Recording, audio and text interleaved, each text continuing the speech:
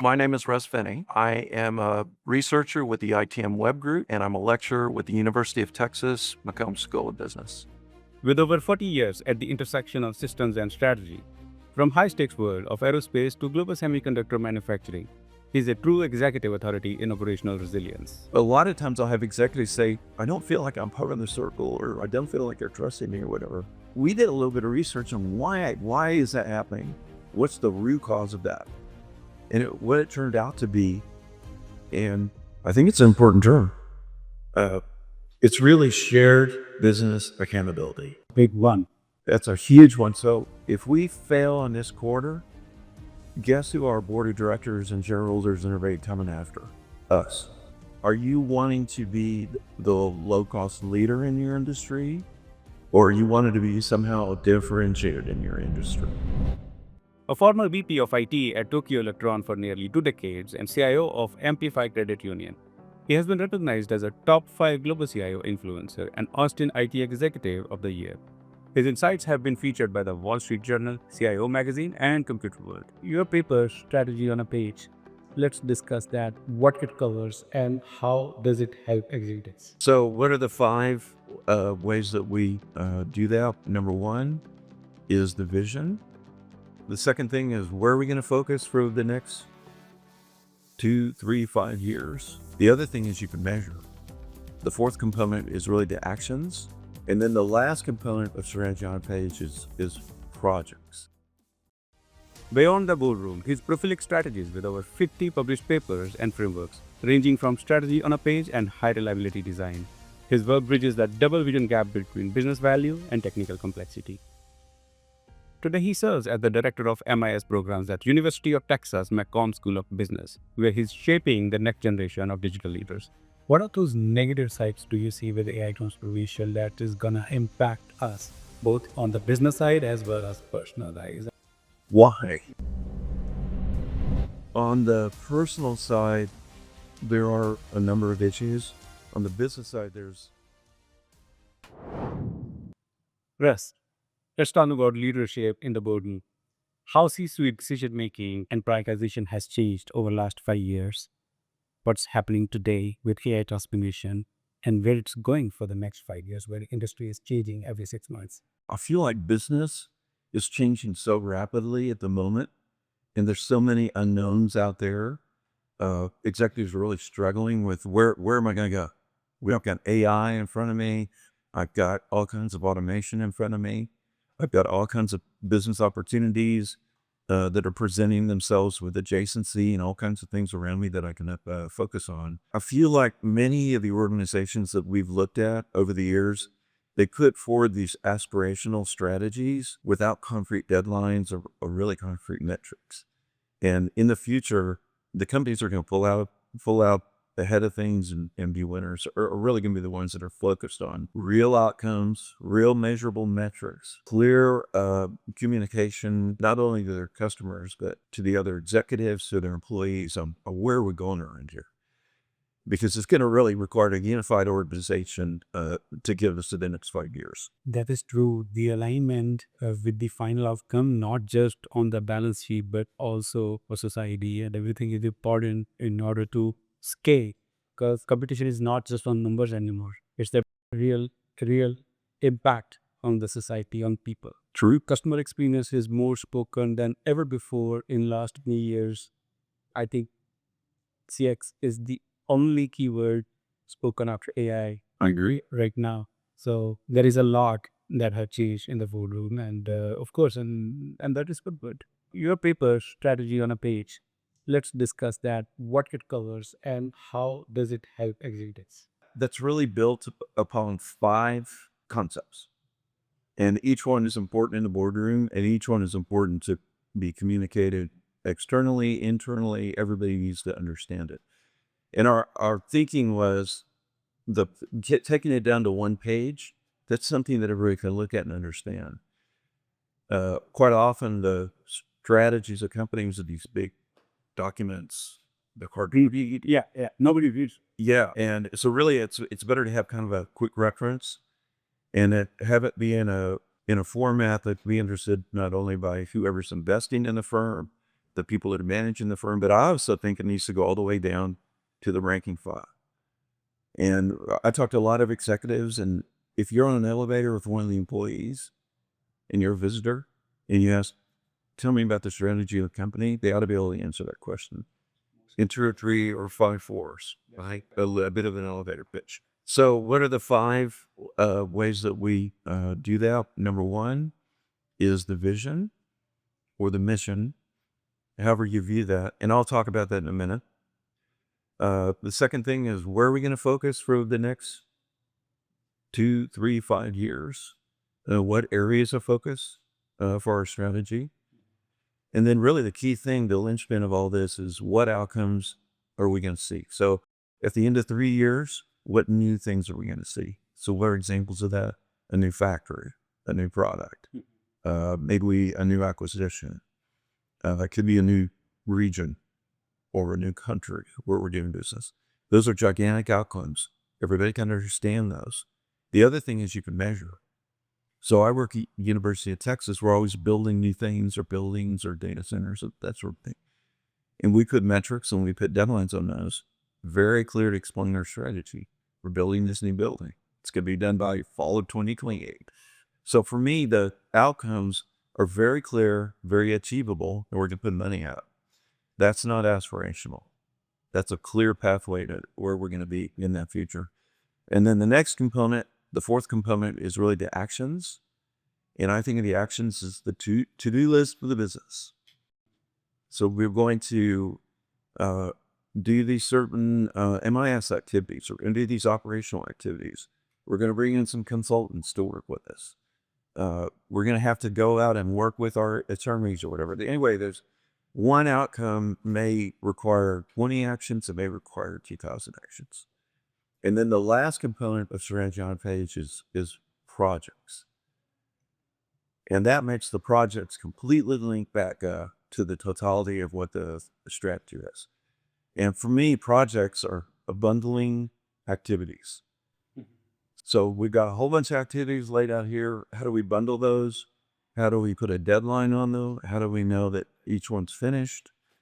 And just make each one a tangible, executable project with a leader and some governance. So those are the 5 components. What I've been recommending with companies, and I talk to a lot of companies about their visions, is make your vision clearly about how do we succeed, how do we make money around here. Something that when a new employee comes in and they see it, I'm going to be contributing to making money by selling personal computers. That's super, Wes. You want to go in more detail about strategy? I do want to make a few points on the companies do mission statements and vision statements all the time. Yeah. And you walk in a lobby of a company and they've got kind of a mission and vision statement on the wall. And a lot of those are for external consumptions. I feel like creating vision and mission statements for internal strategy can be a bit different, and you have to be a little bit careful about that. So driving a strategy through the strategy on page framework really depends on making the vision of the company, making a statement that's operational. So if we may want to be the number one seller of PCs over the internet through e-commerce, or we may want to be in the top 5 leading manufacturers of semiconductor equipment. It's something that's operational, and I always test it by, is it a statement that explains how we're going to make money around here? Or if we're nonprofit, how are we going to achieve outcomes in our nonprofit community that we're serving? And along those lines, how are we going to raise the money that we're going to be using for that? So operational visions and operational missions to drive into, okay, to do that. And I feel like your question is, that sounds great. How are you going to do it? Mm-hmm. That drives into, what are we going to focus on? We're going to focus on building this workforce. We're going to focus on building this engineering capability. We're going to focus on building these websites. We're going to focus on acquiring these companies or whatever it is down the line. But each area of the strategy needs to have something to focus on. And you can test that by, is there an outcome for each focus? So we're going to focus on this thing. And here's the 3 outcomes when we finish this area in focus that we will have achieved, and on down the line. And that drives all the way through top to bottom what those projects are. I feel like if executives, once the process is finished, feel urgency in the projects because they're not going to hit their outcomes or their areas of focus or the overall mission, that's a very healthy sign that you've got projects out there that make a difference. What I worry about is projects that just come out of nowhere, out of thin air. Where'd that come from? Well, I was having lunch with the marketing manager, and she just mentioned this thing that she wanted to do, some project. So I put it on the list. Okay. Well, what about that one? Where'd that come from? Well, that came from, we hired this new business student, and he had some thoughts about AI, and so we put some projects in there. Where the disconnect happens, and I think we can talk about that more later, executives being a little bit surprised by, this doesn't seem to fit into anything that we're trying to achieve or into right now. And so you get this disconnect between the rank and file employees and the executive team. The other thing I think that scares me is when I'm talking with executives that say, well, strategy, that's just boardroom. We all know what strategy is. We don't need everybody else to worry about what strategy is. That's for us to worry about. They just need to do what they're told. That for me is a symptomatic of you may have big problems. And let me give you just one other thought on that. So we have a new generation coming in called Gen Z. Yeah. And right now we got a generation in there called millennials. And they're a little difficult because they don't think of things the same way as the executive teams are thinking about things right now. The boomers and the Gen Xers and the ones that are kind of running companies are very used to, tell me what I need to do. I'll go do it. Millennials and Gen Z want to know why. So their first question is, why? Yeah. And so you got to filter that strategy down to them and understand how they connect in the bigger picture. That's just going to be more and more important. You were asking about the 5 years from now. That's going to be more and more important in the next 5 years as this workforce transitions into a workforce that's very capable, but they want to understand, how do I fit into this? How am I contributing to this? How's my work going to make a difference for this overall mission? And that's why making something that's very clear that everybody can understand, it's not secret. It's something transparent across the whole company, and we all feel like we're a part of it. And it gets back to that elevator pitch. You talk to anybody at the company, they know why what they're doing, why. You brought up a very important point, the generational gap between top leaders and the field workers, the bottom line, what actually do the heavy lifting on the floor. So if their mindsets are not aligned, then it's already collapsing, right? So most executive leaders in the C-suite for blue corporations are boomers or Gen Xers, Right. right? And the new generation coming in as interns of like mid-management are millennials and Gen Zs. And most people entering into the market right now to do the job are millennials in the mid-management or the Gen Zs. That's great. In the internship.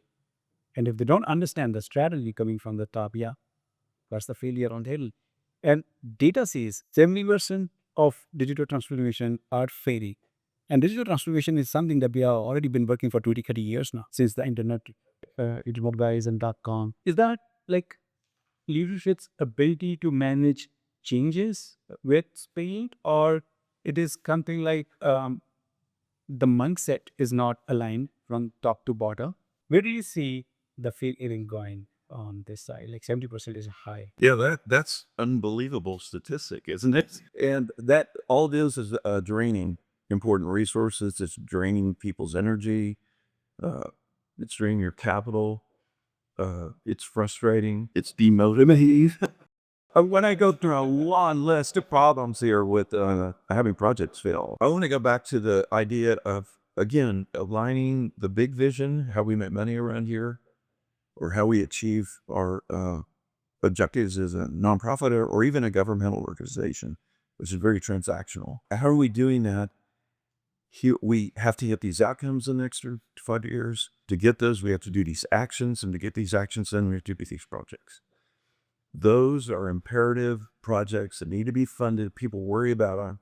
And what project do I want to work on? I want to work on one that matters. I want to go out there and work on that team that when it hits, there's going to be a big celebration because we achieved one of our gigantic milestone and outcomes that makes a difference to this company. Where the projects fail, at least the ones that I see when I go out and take a look at this, it's where they kind of come out of the blue, and maybe it's somebody's hobby project or a little bit of a pet project or something. And then you've got some people getting assigned to it. But the problem is that at the top, they're not worried about it. So they're not paying attention to it. They're not coming to any kind of stats about it. They're not helping push it forward. They're not putting the pressure on the rest of the organization. But let's go make this happen. And so we kind of wither on the vine kind of thing. I see that a lot with technology MIS kind of projects. I saw it with data analytics. So that kind of came out of MIS people. Wow, we have these great tools now. We need to get our organization to use data analytics. The problem was they understood the technology of it. The executives understood the data that they really wanted to see, and it didn't always match. And you had MIS people building dashboards that were irrelevant. And then I would go back and go in an interview. Why are you using your dashboards that your MIS group created? It doesn't have the right numbers. There's nothing I need. And those kind of things kind of faded out. But that happens all the time. So again, a lot of the next 5 years, you better be focused on things that make it a gigantic difference in the company, that have concrete measurable outcomes, and that your teams and that your employees feel like, I'm working with things that matter around here. As you said, like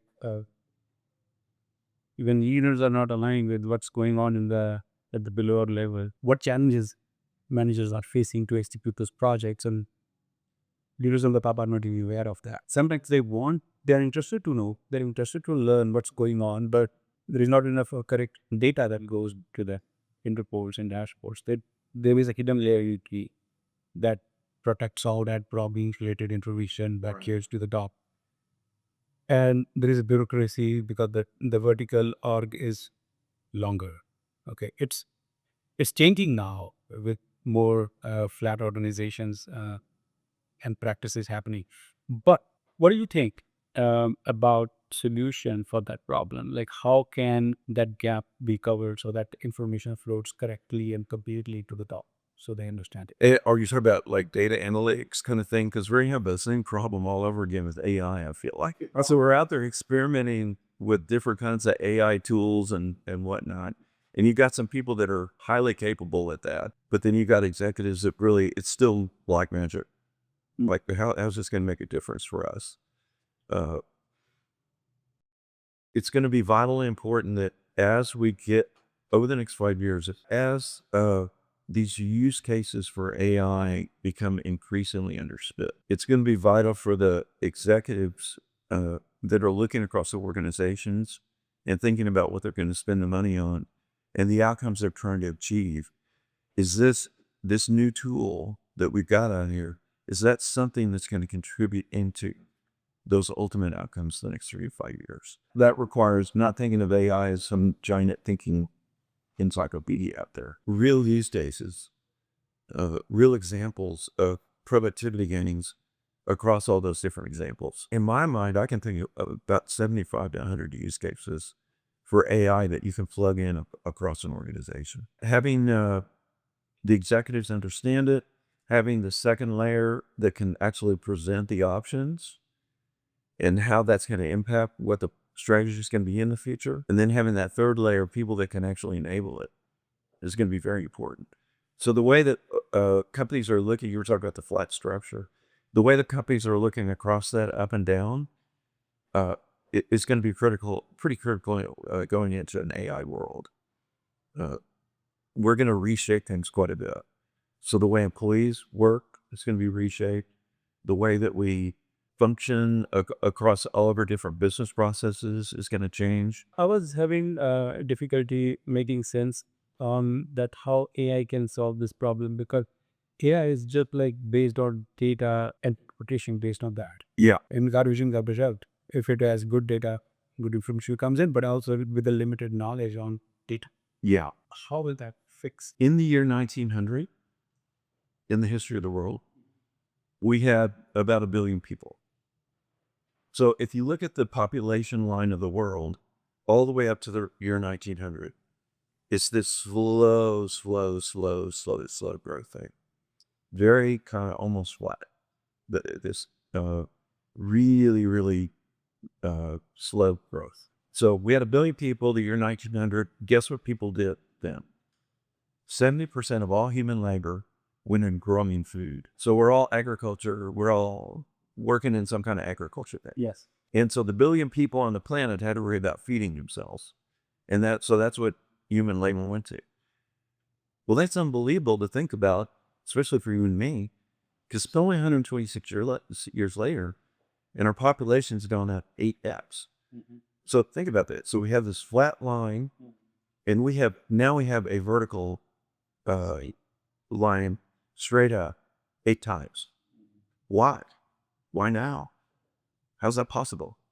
What changed? We have 2,000 years of this, and now we have a straight up 8x. Is it because the number of deaths reduced? It's technology. Technology. Yeah, technology kicked in. If you look across the last 126 years, all the stuff that we've done, every single little technological advancement took people away from growing food. So instead of spending 70% of our efforts out here growing food, we spend 5% now. So 5% of human labor goes into feeding 8 billion people. That's a gigantic change, and that's technology. And I heard Jamie Dimon talk about this recently. He's the CEO of JP Morgan, and he calls it getting rid of no-joy work. And that's what we're going to be doing with a lot of these new tools, including AI, especially the AI use cases in the future. So we got rid of no-joy work of people handwriting paychecks. We got rid of no-joy work of people writing in green ledger books. We got rid of no-joy work in using Excel to analyze data.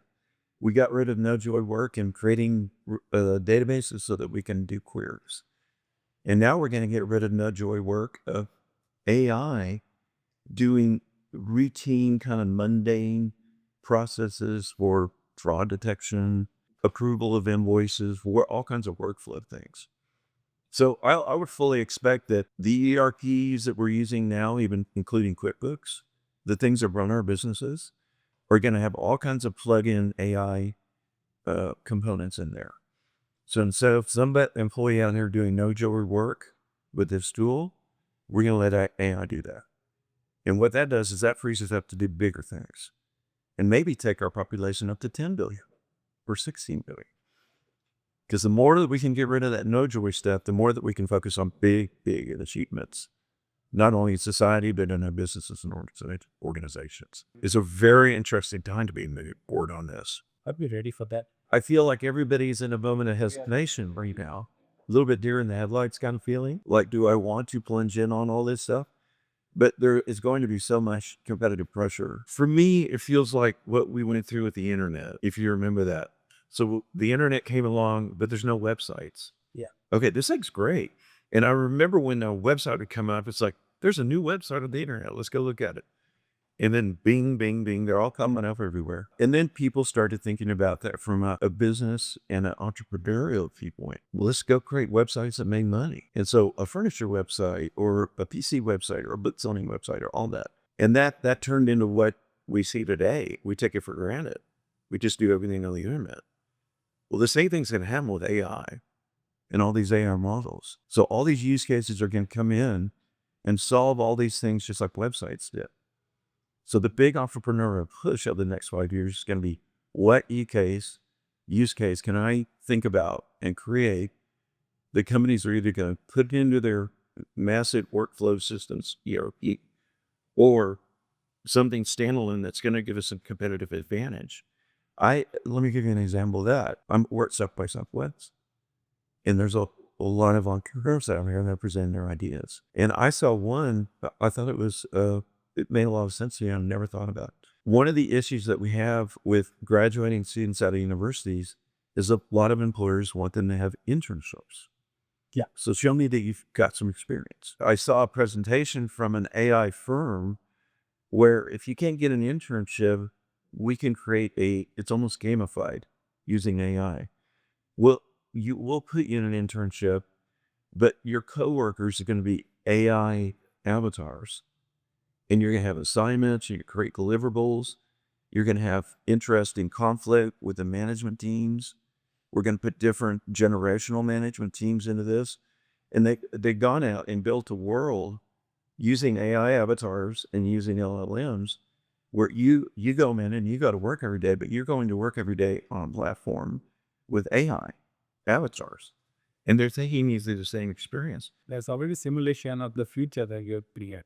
Isn't that fascinating? Yeah. And that's going to be more and more and more of that. It's really going to turn education upside down, because we're going to be able to put people into worlds where instead of listening to it in a lecture, it's going to be experiential learning. Go in and experience it and do it and deliver to it. So that feels like science fiction to me, but I'm seeing it in real life. But that's going to be true across businesses. Can I make another comment about let me make one more comment about the Gen Z. So we got Gen Z rolling in now. And I spend a lot of time at Gen Z because I'm a university professor, and those aren't. Gen Z is coming in as an amazing collaborative group. They're in high communication with each other. They're in real-time communication with each other. They definitely have preferred methods of interacting, and they're very, very tech savvy and able to. They assume you give me a tool, I'll figure it out. You don't really got to train me so much on it. I will assimilate and I'll figure it out. I'll use it. So that's a very collaborative group that's coming in to companies that still kind of value individuals and want to have you do individual tasks. I feel like in the future, you better think about your workforce, and they're going to want to collaborate with each other. And the way they're going to communicate with each other is going to be different too. Most of my Gen Z do not like email. Like, send an email, you'll wait 3-4 days before you get a reply to that. Most of that group, they don't like to use a phone either.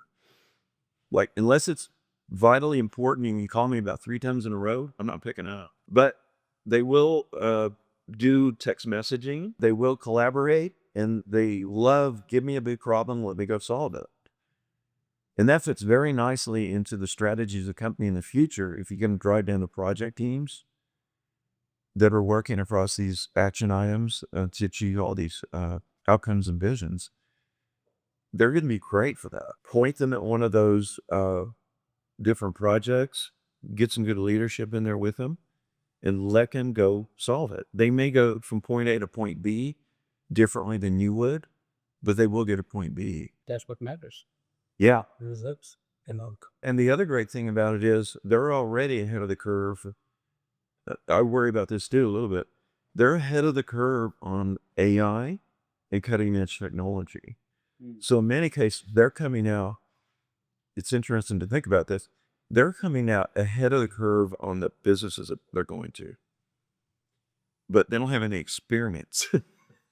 So it's a little bit frustrating for them to come in and go, I know how to use all this kind of niche stuff, but you seem to be doing things like 8 years ago kind of technology. And so there's this natural tension inside of businesses now with millennials, with Gen Z, on trust us and let us use some of these tools and let us show you, how we can actually get you there, making faster than what you realize. Yeah. Going through these changes. That, again, that goes back to, you better let them know what the big mission is, what the big vision is, what those big outcomes, something they can plug into. Your work on basic strategic thinking that returns to first principles. Yeah. This is fascinating too in today's world when we are getting the basics. Where we are just keep on forward to the advancement. From your perspective, talking about Gen Zs, millennials, and the leadership structure and the mindset, where do you see, this is your perspective about Gen Zs and millennials is drastically different, but majority think about them. Most see that. I have a 19-year-old son. Okay, I can see them daily, his friends, and the kind of mindset they had, and my dealing with them is very different than we used to deal with our friends and brothers and sisters. What is your thinking on how leaders can leverage this strength? number one. Second question on this, where they are missing out on the benefits of your basic strategic thinking. It could be two different questions, so I can reframe that. Your perspective on Gen Z's early years is very productive and positive, and that sets you apart from the thinking of majority what I have been dealing with from the top leaders. Where do you see that leaders can take an advantage of this generation, and also from your basic strategic thinking back to first principles? Okay. Where are they missing out on the strategic angle? What is that top benefit they are missing out on? Well, let me start with basic thinking. I'll work my way back over to the teams that are working on that. So because I'm a university professor, but I was an industry leader, I'm finding myself when I'm engaging with business and doing research and that sort of thing, I'm kind of testing how much do they understand their own basic strategy. Let me give you a couple of examples. Like, are you wanting to be the low-cost leader in your industry, or you wanted to be somehow differentiated in your industry? A company that is low-cost leader, they need to have the lowest prices all the time. If you're the lowest cost airline, you need to have the lowest figures. If you're the lowest cost retailer like Walmart, you need to have the lowest prices. If you are making coffee that's highly customized, that has so many different things that you can put into it, and people are willing to pay $8, $9 for it, you're differentiating. You're not the low-cost coffee beer. But that's a deliberate thought process. Another one for me is like Igloo coolers. You can go buy those for $30 at Target or something. What about Yeti? Those are super expensive coolers. They start 10 times the price, $300. But they're differentiating because our stuff is going to stay cold for 3 days. Their stuff's going to stay cold for 12 hours. So my point is, which one do you want to be? One, the other, both? What do you want to be? That for me is a very important question. The second one that I'm always testing is, are you going to be broad in your market, or are you going to be very narrow in your market? So Jaguar, are they broad or narrow? They're very narrow. Tesla started out as very narrow. I think they're broadening. I think there's a strategy there to broaden, but they're definitely not the low cost either. They're differentiated. So they're expensive and they're narrow. But if you're watching their strategy, they're moving the other side. A little bit more low cost, a little bit broader. Just those two simple things are important to understand. I have startups all the time. What are you going for? Broad, narrow, differentiated? What's the product? Where are you going at? And they don't know. What's just a great product? Look at these great features. Well, that's not make a market for you. You need to understand where you're going. Let me talk about first principles for a second. First principles is stop assuming the way we've been doing things is the way that we're going to do it in the future. Yeah, we're driving gasoline-powered cars, so we should always be driving gasoline-powered cars. We don't need to fool with that electric stuff. That's not true. But the future is probably going to hold electric cars. When you look 100 years down the road, 200 years down the road, people are going to look back at this and go, they wasted all that oil. But so there could be so many other alternative ways of powering things and getting our society run, and more renewable things, and the sun being especially important on that. But first principles is stop assuming that what it's been, the way it's been is the way it's always going to be. And I feel like the millennials and Gen Zs are kind of programmed with that. So the very maddening thing to the later generations is these people keep asking me why. And that's kind of a maddening question. It's what I always have to answer, why. And this is good also to male leaders think one step ahead to pre-answer that. They have to do a first principles thinking. Yeah, that's right. And we kind of built them that way. And it takes a lot of experiments to get to that level of futurity, because, of course, success is never linear. I mean, you have to face some challenges, some drop downs and failures on the way along to find a new market. We also call it like blue ocean, right? A blue ocean strategy that you identify a detect new market. And what Tesla did, and they are rocking it. Yeah. And from that perspective, your work with like high precision environments like Tokyo Electron and GDC techniques, you had worked in like zero fail environment. That's pretty much in my career. The zero tolerance on mistakes. What is your take on mistakes? And there is a saying, like, you can fail, then fail fast. I think of this two ways.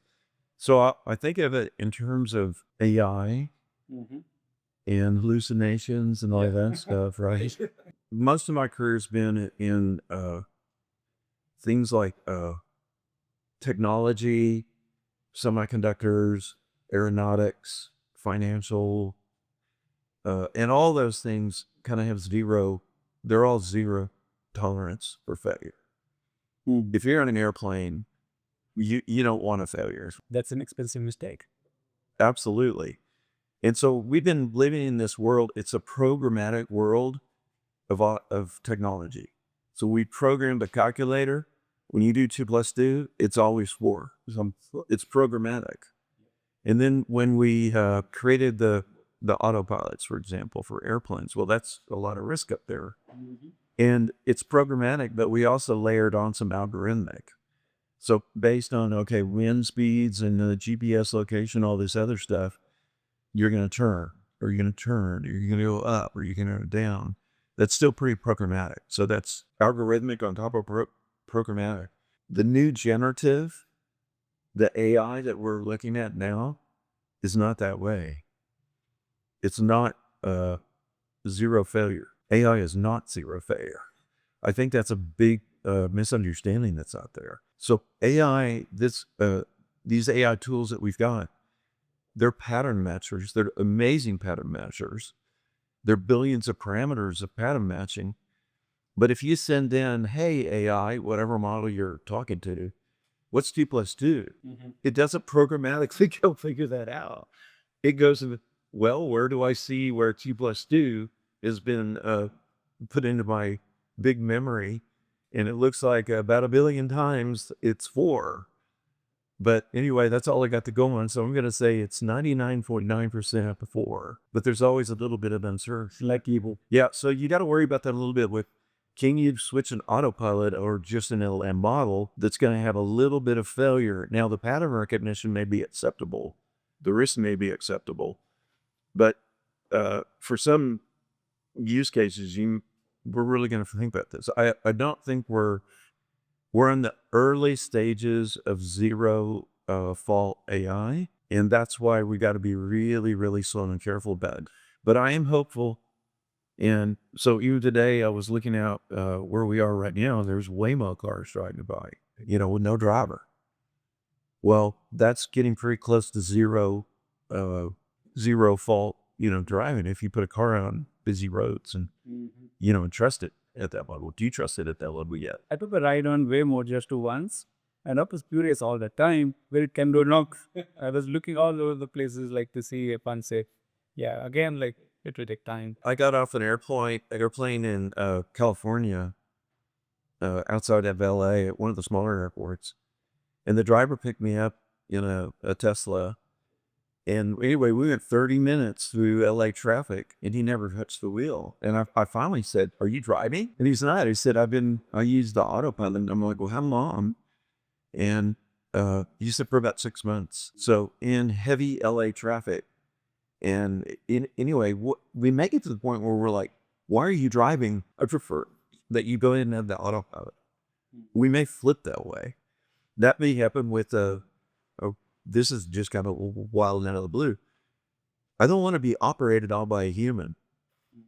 I'm getting this delicate heart surgery. I think I prefer to have the robot do it than the guy with the shaky hand. We're gonna be in a point where we're kind of flipping stuff. Now, do I want a surgeon there that knows how to do heart surgery working in parallel with the robot or the AI? Absolutely.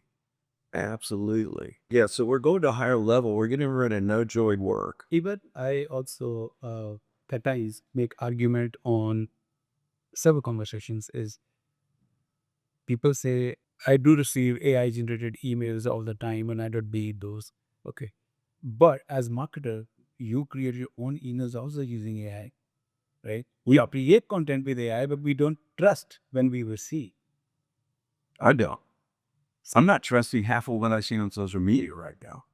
There's an awful lot of generated videos, and it's pretty amazing how much. It has gone too far on creating content. Over 90% of the content today is being created using AI. Yeah. Put it here directly. But the point here is you are talking towards aligning with AI, which we all will be at some point. We will accept AI as our primary peer and companion at some point. But many users today don't believe when they received information from AI, but they use AI themselves to create information that's right to send out. So it's a little contradiction of choices here when it comes to receiving and giving information. So I think that mindset will take some time to blend and like gets non-biased. We laugh because, again, I'm in a university environment and I have lots of students, and we laugh about, well, you just have AI generate your homework and then send it to me, and I'll have my AI grade it. And meanwhile, we'll just come and copy together. That is not more work made up do. It needs to be an augmentation, and it needs to be something that's going to scale our abilities and make us better at what we're doing. And the calculators scaled our abilities. I don't have to sit there and add all of these paper. The internet scaled our abilities, and AI is going to be the same thing. Google, I feel like, scaled our abilities because I could get any information I need. I just look, type it in, I've got the information. Do we take it for granted? Driving around with your driving software navigating the air. We take it for granted. It's so Now we just like can't figure it out. yeah, and AI is going to be the same thing. Yeah. We haven't really sorted it out yet. We're at the early phases of this, and we will sort it out. And anyway, and then we'll have norms and rules and kind of our customs around it. That's right. Do you believe in that feeling? Less and less Less and less. by getting less and less. So that goes back to this idea of strategy and strategy on a page. So it used to be when we're hiring a new CEO, maybe our company is struggling. All right, let's go out there and hire that CEO that's going to come in and look at this situation and make all this strategy from their gut. And we've actually gone out and done a lot of research, a lot of interviews with successful CEOs and successful turnaround CEOs. And what is it that they're doing that makes them so much better than the ones that, okay, this person's like a turnaround CEO. What's making these ones that come in that have really amazing success? And it turns out they are more about the process of strategy and less about the gut of it. So the process of strategy is, I don't know everything as a CEO, especially a new CEO. And I see these checklists of, here's the thing you should do in 30 days, 60 days, many days, right? And I look at them, I kind of laugh. You got a very deep pool of knowledge right there at your fingertips. And the point of doing the procedure-based strategy and doing kind of a strategy ritual and a cadence of strategy, which is what I recommend for companies to do, is you're getting this bottom-up information and situational understanding of things. By the way, AI probably will help with that in the future. But anyway, you've got this view of it, and then you got, okay, here's all the resources at my fingertips, and what am I going to do with them? So I'm going to make products, services, I'm going to be in certain geographies, that sort of thing. And how am I going to make that happen? And you really need the expertise of your next level and maybe even the level below that to make those contributions. And then that all gets back to, here's the vision, here's what we're going to focus on based on what we know. Here's the outcomes based on new products, new services, new geographies, new adjacencies, all that stuff. And I hear it all the time. You'll hear it from Michael Dell, Robert Smith. He talks about this.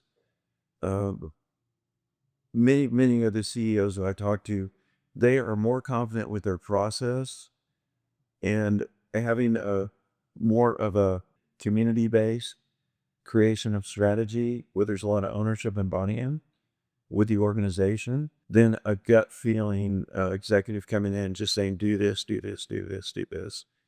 And that really grates on the Gen Zers and the millennials. because they're like, why? Where's this coming from? Yeah. And they're not believers in the gut. So the process-based strategy creation is a much better way to go, especially because you get your big consensus. And then you got good transparency and visibility, and everybody plugs their energy into the effort. I feel like I'm capable of doing a lot of stuff.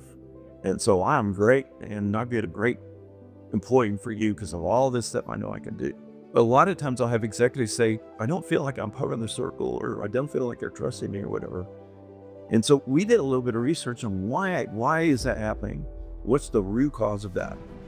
And what it turned out to be, and I think it's an important term, it's really shared business accountability.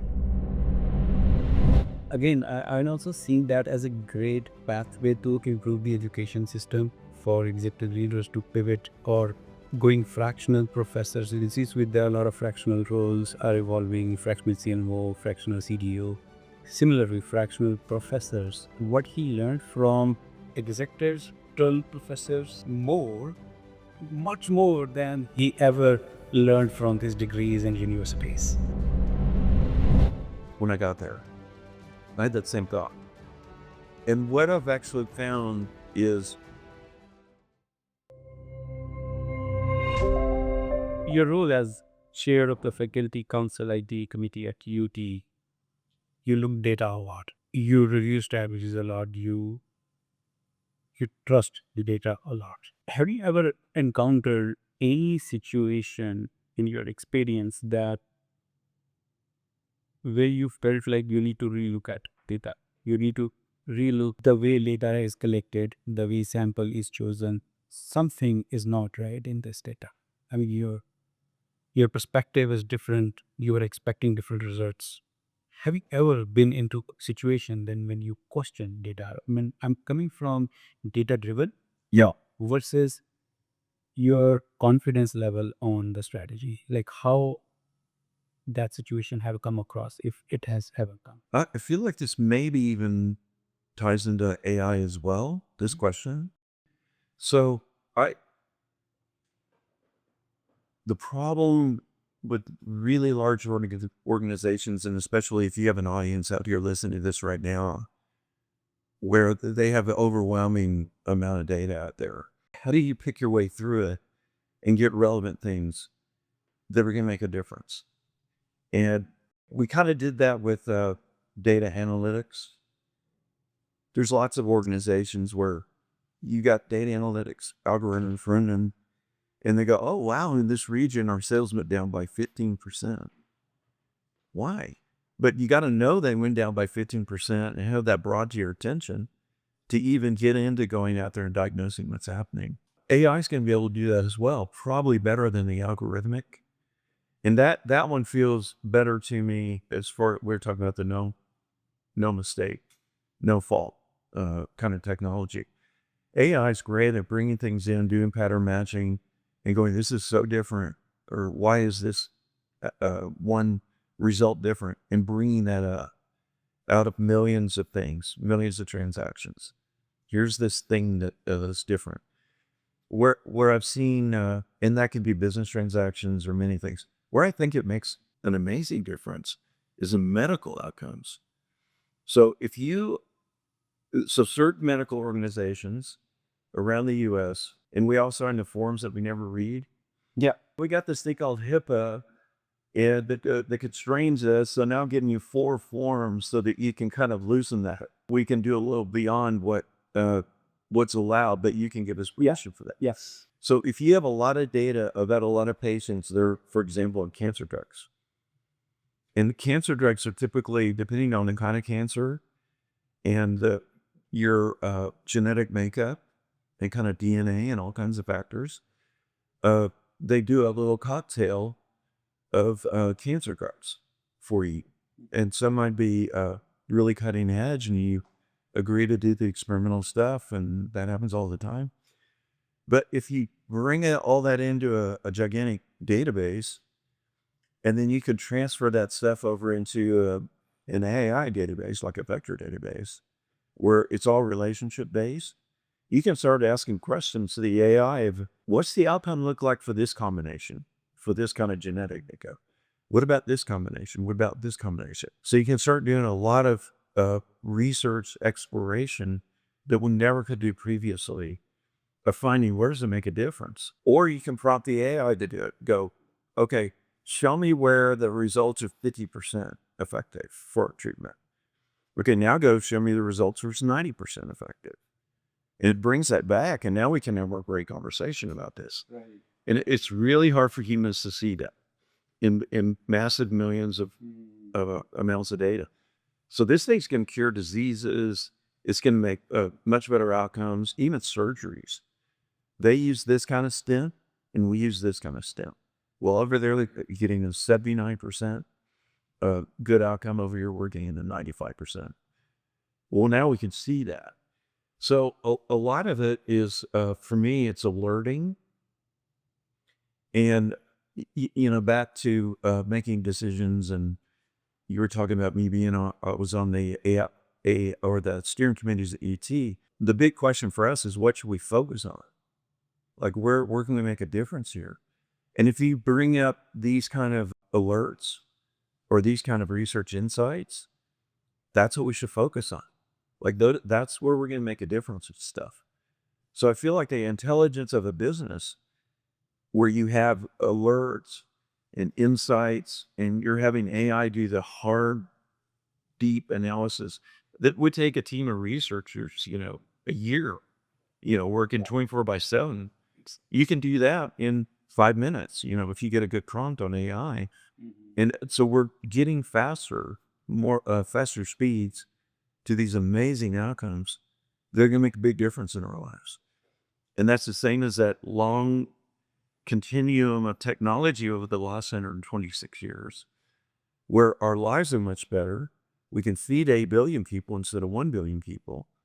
And that's because of this continual evolution of this stuff. So this is more of it. You transitioned from global CIO to educator. Why did you opt to? Yeah, good question. When UT invited me to teach, I said no. But I had good experience in advisory work, and I had good experience in industry. And I felt like I was in 2 different worlds. And the great thing was, consultants and advisors always seem to have better ways to doing stuff. And then over on the industry side, we have to execute. And so you're the enabler of it, and then you're accountable for it. So the transition to teaching for me felt, I can't do that. I don't know how to do that. But I am so grateful to my colleagues at UT who saw the potential for me. Yeah, you can come in. We'll help you. We'll give you what you need. And so I will admit to you, my first semester doing it, I felt like an imposter. Like, they all know I'd never taught before. But they all thought I'd been there for like 15 years. So it's a complete mismatch of perception. But I feel like now it's like the next kind of natural evolution. So executing, and then enabling, and then teaching. And so you're kind of preparing that next generation that's going to come out to be doing this at a higher level, in a more advanced level, in a more scaled level. And then also, I think it's a little filtering. I don't know if you've ever heard this one before. I think I'm filtering out the mundane things you don't need. Like, this was important 10 years ago. It's not important now. So we're not going to cover that anymore. So we're moving into the stuff that's real. They're going to be doing in the next 5 years. That you're going to help these companies transform themselves. So I feel like I'm actually doing a little bit of filtering, in my experience there. This is old stuff and this is new stuff. Let's focus on new stuff. Again, I'm also seeing that as a great pathway to improve the education system for executive leaders to pivot, or going fractional professors. You see, there are a lot of fractional roles are evolving, fractional CMO, fractional CDO. Similarly, fractional professors could be an advantage in the education system, because I met somebody recently, 3 times master degree holder in different streams, but he said what he learned from executives, 12 professors, Right. much more than he ever learned from these degrees and universities? I'm wondering about that when I got there. I had that same thought. Yeah. And what I've actually found is you need both. So you need the intellectual, they're the custodians of the knowledge, right? The professor that's been there their entire career. So they're academic, they do research, they push the boundaries of knowledge, and they really are creating the reference. Yeah, they lock practically for the rest of us. But having industry executives like myself, and I'm just finishing my 8th year as being a professor, I get to do both. So I'm leaning over to the research and the academic custodians in my midst. What should I be teaching? What are some of those concepts? I'm asking why too. Like why was that framework ever created in the first place that seems to be used by everybody? And they getting an understanding that, okay, I get it. And then that's what I'll bring into the classroom. But what I get to do is I get to accent it with real world examples. So here's where it got used, or here's where I saw it fail. So a little bit of practical stuff. I feel like it might be a little unfair because sometimes students come out going, oh, that professor was great because they were so real world. But honestly, it doesn't work for us if they're not producing the research and the knowledge that we're gonna as a foundation for the whole thing. So it's really it's a team. What brought you to the data part of the industry, like going towards CIO track? Like, where you came from? Like, what's your path from high school to become a CIA? Okay. Well, I graduated with a MIS degree, and I've been in MIS ever since. So I never left. And I feel like I really understand it well because that's all I did my whole life. When I first started out, it was all programmatic. And I was really interested I was interested in data, no doubt, but I was interested in the process. So the whole point of when I arrived was automation of process inside of companies. And again, generative no joy work. So we don't have to handwrite checks. We don't have to do ledger entries by hand. And so the whole push for years and years was just, let's put it in the computer so that people interact with the computer, and that we got more and better data sources so that we can make better decisions. And in fact, I don't think companies would scale at all without this technology. We wouldn't have an Amazon. Yeah. If we didn't get to this point. All that stuff together made an Amazon, including AI, because they're recommending things based on AI algorithms. So it's a culmination thing. So I always felt like I was working on the culmination, like each next successive phase of this. And data being one component along with process. And we're just maturing and going up. Let me make one other comment now. Even the little bitty businesses, like I have let's say I have a little landscaping business or a little plumbing business. Maybe it's just 5 of us, it's maybe a trade business. They're all using QuickBooks. They're all using all these communication tools. They're using email. I see all the time they're using social media for market awareness. Now it's very contained into a little market. And they're also using Yelp and Google and all different kinds of things for getting the marks to. Well, that's technology. So you got this landscaping person out there running a crew, but behind the scenes, they're doing technology.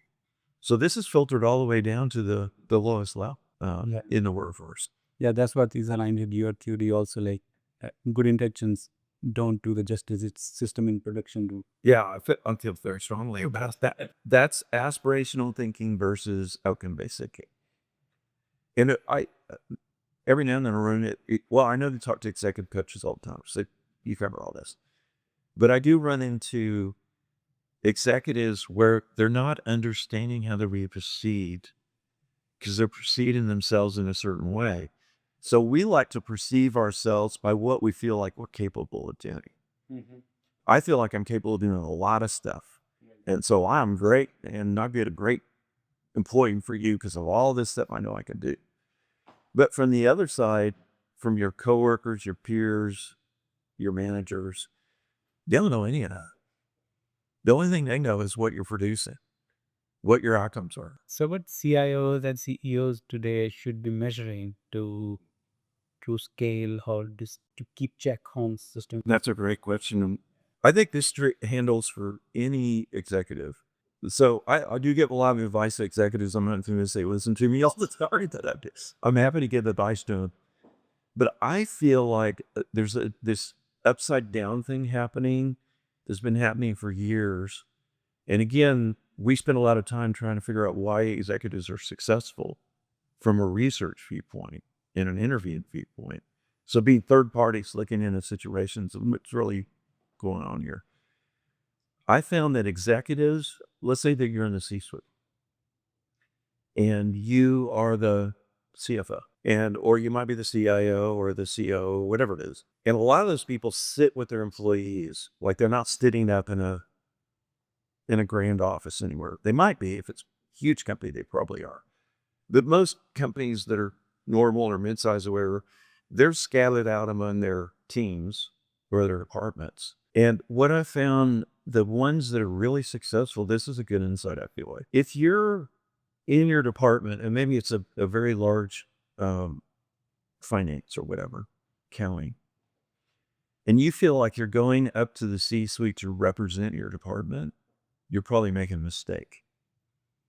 So a CIO that's sitting down there with the IT group, and they're making these visits up to the C-suite, and they feel like they're representing the department. I feel like they're making a mistake. Where I find executives that are super successful is they feel like I'm a part of the C-suite, and I'm representing the C-suite into that group. So I'm bringing the messaging, I'm bringing the priorities. Anyway, my assumption there is to keep these people aligned with this big thing that we're trying to do. These big strategies, these big outcomes, these big action items. So I feel like sometimes if you feel like you're representing up, I'm trying to sell, like I'm selling ideas or sell what we're here, what did we're things. Yeah. That's not the function. I feel like if you're up in this level and you're representing in, you're not selling. Folks, this is important. We got to get this done. And I'm here to explain why. So why do you want to know why? That's what I'm here to do. Yeah, that's right. Yeah. So I think it's you have to flip. It's really hard for people that go from the department to the executive level to turn that thing around. And now I got the rappers here. It's the imposter syndrome like what I felt year one at UT. You got to flip it around. I would say one other one that I want to have, Nav, is if let's say that you are in the C-suite or you're in an executive role, maybe in a gigantic department, and you're not getting invited to golf games or lunch or maybe after work beer or something, or anyway, I don't seem to be getting included in anything. That could be a warning sign for you. And a lot of times I'll have executives say, I don't feel like I'm part of the circle, or I don't feel like they're trusting me or whatever. And so we did a little bit of research on why is that happening? What's the root cause of that? And what it turned out to be, and I think it's an important term, it's really shared business accountability. Big one. That's a huge one. So if we fail on this quarter, guess who our board of directors and shareholders and everybody coming after? Us. But you don't see you be a part of us. You're down there with that group. It feels like you're hiding from the accountability. And I feel like if you really want to be a part of the team where you're tightly together, tightly collaborating, tightly communicating, tightly jointly decision-making, all that, you better get out there and be willing to share the accountability. So if you all go down, I go down with you. I'm right here. That's right. I will share this accountability with you. And that kind of gets you in the circle of trust. But it's really hard to do that. Like you're very comfortable in your role, not being promoted. And do I really want to go do that? It's easy to just say, oh, I'll wait another day. I think that's a mistake. You got to get up there and I'm going to be part of this. I'm going to be accountable and I'm going to represent it back. And that's a very good sign of success for executives. Earlier we discussed about 70% of digital transformation are failing. But there is another report, Gartner is saying like 89% of AI initiatives are failing. You have seen CIO in person, personally, like through corporates. Yeah, And now you are teaching to the next generation. that's right. Okay. And AI has been a big deal for last 2 years and in the future forever. Talking about these failures and shared accountability and AI restoration, what is your suggestions to leaders? Like how can they co-create and co-own this transformation? Traditionally, you would have experienced already that typically technologies and IT departments ownership. One company, whatever happens, oh, it's IT's job. Okay, let's talk IT and they get it done. Any technical project, IT. Now it is like happening in every department because everything is digitized. Local processes, workflows, all happening on technology, and each department is managing their own tech stack. Marketing has their own tech stack, says run home dues. For AI, what is your perspective on that shared responsibility and accountability? And how to make it happen and reduce that percentage of failures that Gartner is talking about? Well, we're so early in it, and everybody's just wrapping their arms around it right now. And the depth of understanding of what's going to happen is so low at the moment.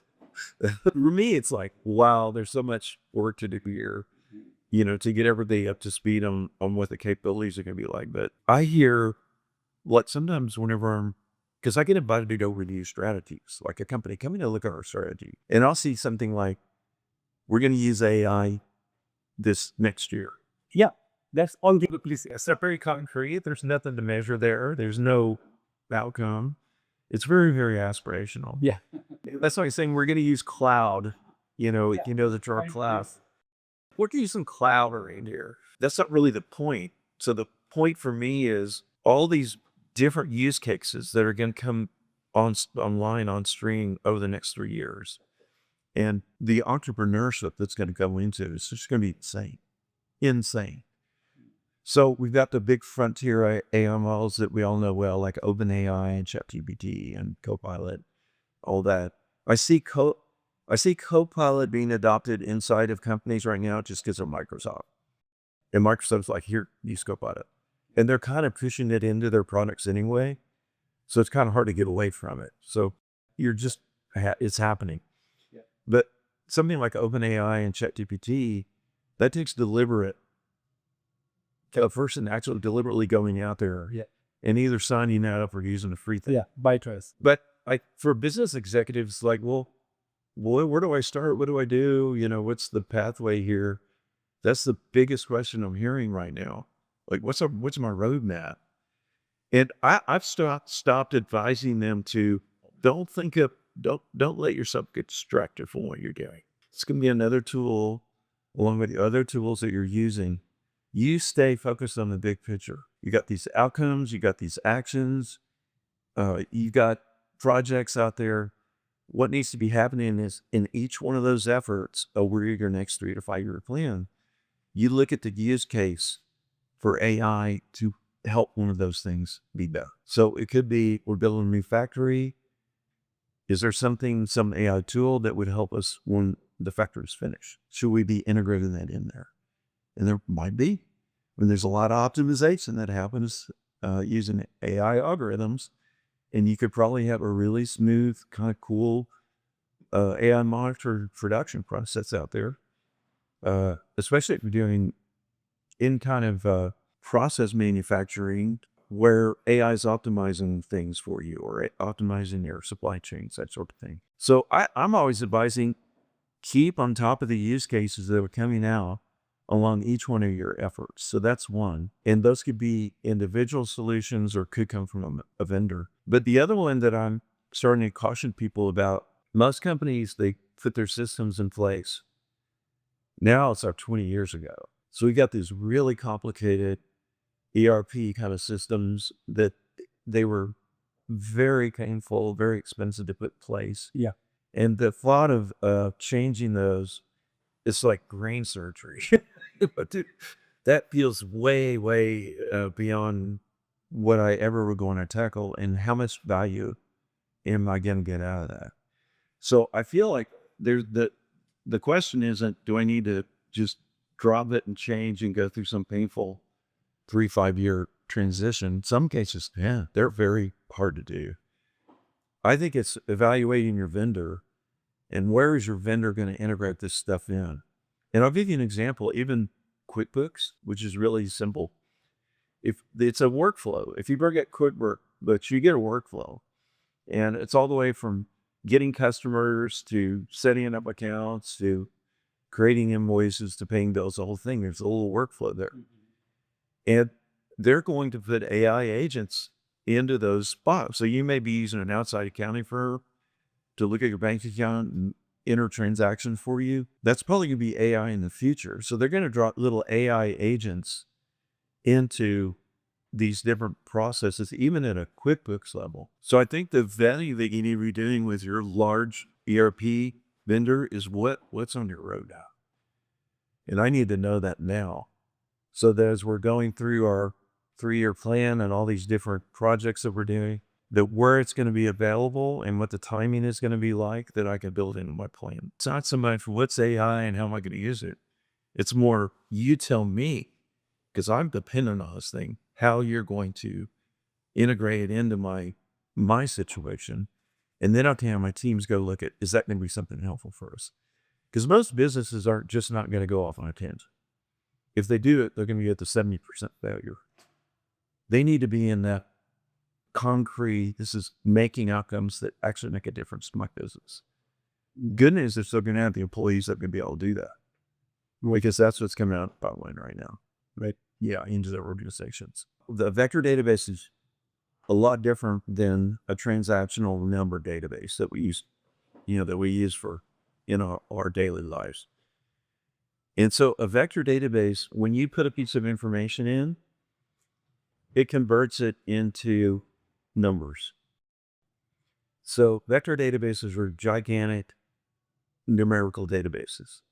Right. A streaming movie is a gigantic numerical database. Mm-hmm. An audio file for music is a gigantic numerical database. So we're just made a much bigger database. The huge file, instead of being one song or one movie, it's everything, or everything that we can fit is the way to think about it. But because our technology has gotten to the point where we can fit trillions of parameters of information, like a piece of information in a AI model is called parameter. We literally put trillions of bits of information in there. So I put a picture of a cow. It goes out and it converts it to numbers, and it goes, what does that match? Well, it matches these animals. So I'm going to place it. You can think of it like a 3-dimensional space. Here's cows in here. So I'm going to go down there and put it kind of close to these two in a 3-dimensional space. And that's kind of like a cow. Maybe it's a kind of cow. And now I've got something else that's a bird. Well, those birds are way out here. So I'm going to put that one in here kind of close to these birds. And that's literally what's happening. So you keep putting this information in, and the AI keeps moving things in relationship to each other to where it's creating kind of a representation of the physical world in a numerical world. And that's why you could create an avatar. So those are called frontier models. And Meta, the big giant companies, OpenAI, Microsoft, all those companies, they're building them now Grok. So they're all building what are considered frontier models. All right. Do I need all that data in my business? Do I need every single piece of human information in my business? No, I don't.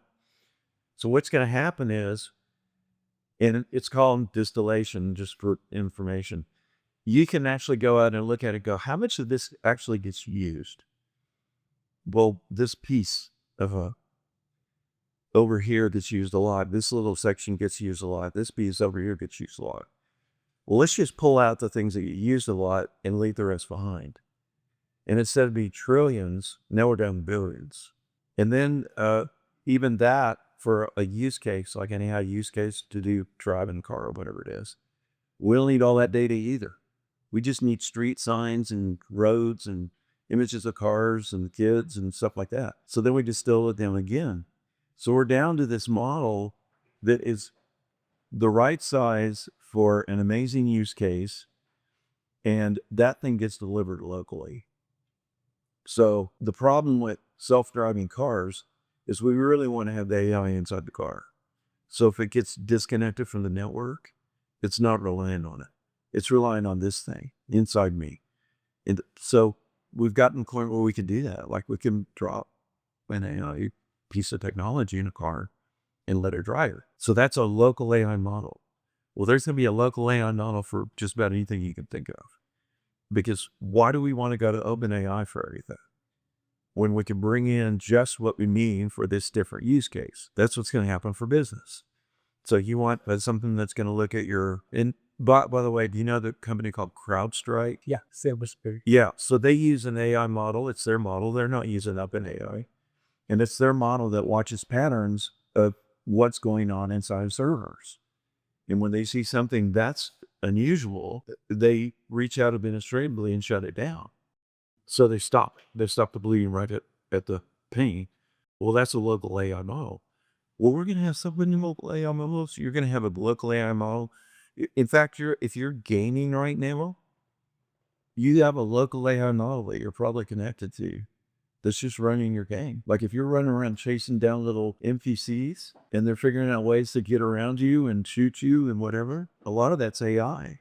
Well, that's a local AI model. So having your use case that you're putting your data into, and a good example is Trinity Health. They have their own AI. Trinity Health has their own AI that the health information goes into. That's what they analyze. That never goes out to OpenAI and never goes out to Microsoft. It's just inside of their AI. That's what you retune it for. So for the really highly confidential, personalized stuff, I don't think we're going to be putting it into the big frontier models. You're going to put it in your own company's model that's delivered locally into a device that's going to be running your AI in your own premise. But when I'm using QuickBooks agent, for example, so that agent is by Infit, the proprietary company, right? That owns. But that would be that those little agents are going to be in QuickBooks' own AI.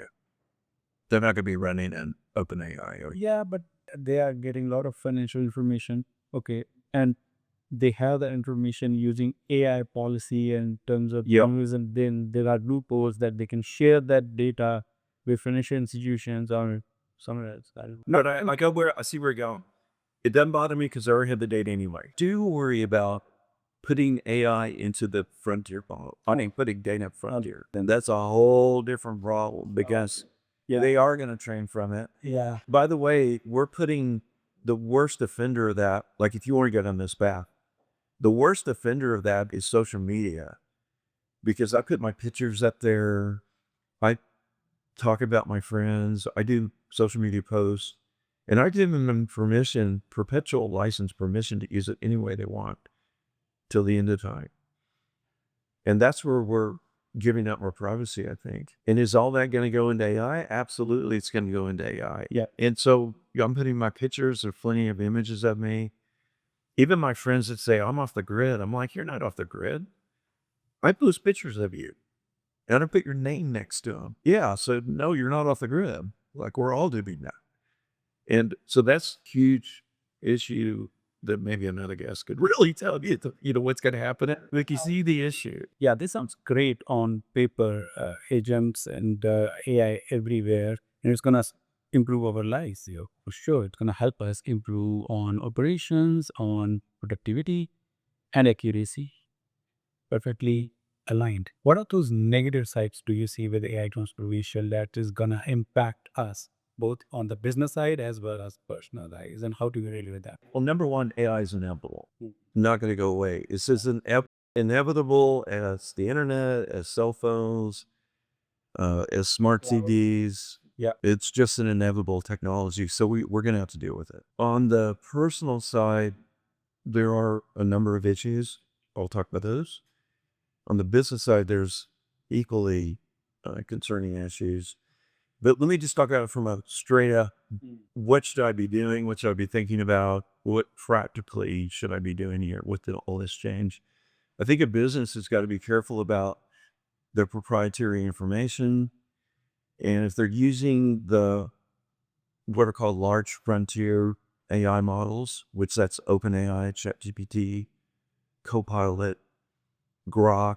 I mean, there's a whole wide variety of them. You got Claude, Perplexity, all these. Many people are out there using that on personal accounts or free accounts.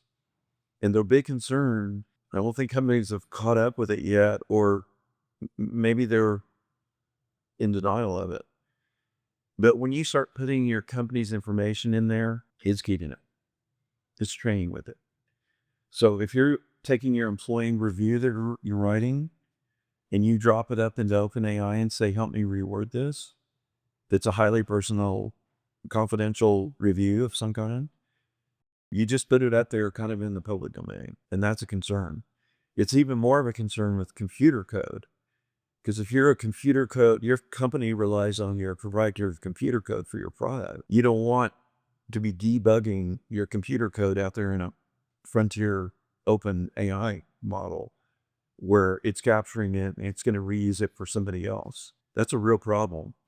So I would say caution number one is when you're working with whatever tool set, you want to have your own instance of it. So it can be either an instance that maybe is in your own site, but more than likely it's going to be through an agreement with the cloud provider that I have my own instance of your model.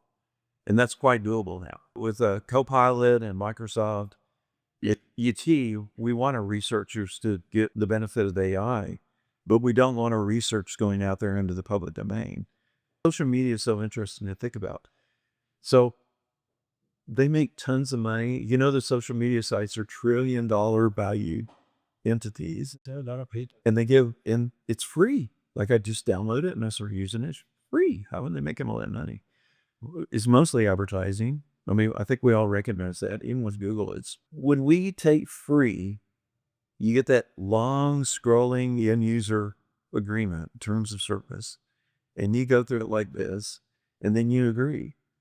And all through that thing is we have the right to use all this data, any way we want. And everything that you're giving to us, you're perpetuating licensing this content for us to use. And that's sort of the model. They don't have news reporters. They have us. And we post, hey, here's some news, or I just watched this app and there's a video of it. And they don't mix for that. It's just the right to be able to use the platform. Yeah. And across the board. Now, some may pay us for it. So, for example, let's get 1 billion people to watch our video right now, because you would probably make a little money from YouTube, right? From that amount of engagement. So there is you can kind of make it a two-way with some compensation. But I think for most people, you post for things on YouTube, you're not getting any payment other than people. It's a great platform to consume stuff and share. And I shared tremendous amount in that platform. For the most part, that's wide open. And you do need to be a little selective on what you put out there. And then you just need to recognize that that's going out in the public domain for a long, long time. And it's always going to be findable. That's important. Now, what's going to happen 5 years from now, 10 years from now? I think things are going to separate out a little bit in the models themselves. So we're using these giant models. They're almost like big encyclopedias. But what's really going to happen is that we'll start using AI models for different use cases. So I want an AI model that's a great opponent to me in a video game. And so I'll just go download this little model. It's easy to put in my computer. And it's going to be my opponent. Maybe a really good AI model for chess or something. I mean, that's where all this is going. But also for daily life kind of things. I want a little model that comes in. It's going to help me with managing my house. Or I'm going to have a little robot in here that's going to help me with some gardening or washing dishes or whatever. Well, I don't want that out in the giant public domain because I'm in my house. So I'm going to have something that's going to be able to come in and be in some kind of a device like this on TV that's going to manage my home. And maybe I'll take updates on it. But for the most part, it's staying private. So I feel like we're going to live in a world of very public AI and more than one, probably hundreds. And then little tiny instances of AI that we use for our own use cases. Driving our car, helping us with home stuff, helping the kids with the homework, all kinds of little things. Same with business. You don't want your proprietary information out there. So let's bring in little AI models that are our agents that are going to be ours. We're going to train them. We're not giving them to anybody. And we keep them at our local level. And I think that's really quite common. I keep telling people it's going to be like MP3 files. So instead of downloading streaming files and MP3 files that we're consuming, we're going to download AI files. And actually AI is just the next evolution, because basically audio files are numbers. And now we got audio plus video plus some other stuff around it, movies. And now we're going even broader than that. And what's going to be amazing about broader than that is you're going to be able to say, make a movie for me about a secret agent that is in this country that is Reading all the data from internet. yeah, and then the AI is going to go make a movie for you because it's going to have so much to pull from. Yeah. Or I want to see Mission Impossible 75, with Tom Cruise 200 years from now. That might say that. It's going to bring up Tom Cruise because by that time the copyright limitations long gone. So they'll be able to make Mission Impossible 75, years from now. It's going to be fascinating where this thing's all going. Yeah, so just be careful for sharing your personal information. Yeah, well, you can. We are always on the grid, but still, wherever we have control, let's be careful. Yep. Okay, it's a great conversation today. What is your final message today to the audience to be future ready with AI? Yeah, it feels like to me, well, number one, we're in this amazing time of another big transformational wave of technology. So those things have come through that often. And for me, in November 2022, when ChatGPT got announced, believe it or not, it was a little exposed. I went and screenshotted it because I feel like this is kind of a seminal moment right here. From that point on, this wave of understanding of this is something new and something amazing, and it's going to change the world. We're in that moment. I think it's a big moment of uncertainty for people. What does that mean for me? We just talked about that personally. I think companies are very worried about it right now. My competitor is going to get ahead of me if I'm not careful. I have to stay on top of this. That's why they're saying, let's just do AI. Mainly it's because of that risk healing. Again, I feel like it's just tackle each use case. But it's also going to be another removal of the no joy work for a lot of people. And that doesn't bother me. We've been removing no joy work for years, for the last 126 years. And what has it done? It's made our lives so much better. It's made our work so much more interesting. Even for the trades, maybe they're just working on welding and plumbing or electrical or whatever. We have to have those people. They're using a lot of this technology too. And it's enabling them to be better and more efficient, and we can grow things more and build faster. And anyway, there's a tremendous benefit here, but it's just going to be this awkward time of assimilating as we go through, the next 3 to 5 years of this. And it's the big entrepreneurial spirit's going to hit, and all these products are going to come in, and we're going to experiment with the ball. It'll be really fun 5 years from now to look back on this. Great. Yeah, and how it transformed us. Thank you, Russ. Yeah, thank you. But it's great. It's wonderful. Appreciate it. And that's a wrap on this episode. As I look back over our journey so far, I'm struck by something far more significant than our metrics. I'm struck by the caliber of the conversations we have built together. To you, our viewers, thank you. Your time is the most valuable asset you own, and the fact that you choose to spend it here. I do not take it lightly, and I do everything possible in my control to create the value content for you. At this show, we are not interested in winning the race for volume. We are committed to quality over quantity. Our goal is not to fill your feed, but to fuel your perspective. We are building a platform focused on big picture insights that actually move the needle in your life and your career. We are still in our early chapters, and I'm grateful to have you with us as we build something designed to last. Thank you for your trust and your continued support. If you value this perspective and our agenda, I invite you to subscribe and join us in building this mission. Thank you.